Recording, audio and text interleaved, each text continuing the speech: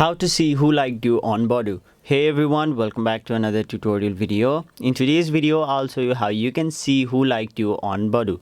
So to do that, first of all, open the Badoo app on your mobile device and then simply make sure you are logged into your Badoo account. Now once you're logged in, your homepage will look somewhat like this, where on the bottom side of the screen you can see 5 different options. Simply tap on the third one, which is likes.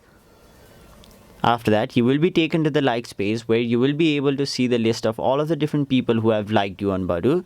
Currently, since I have no likes, no one is showing up over here, but let me show you an example. If you like this person, all you have to do is simply swipe right or simply tap on this love icon right over here, and once you've done that, they will simply show up on the likes on their page. So that is basically how you see who liked you on Badoo. That was it for this video. Hope this video was helpful to you guys, and if it was, make sure you like this video and subscribe to our channel so that you don't miss out on further videos such as these.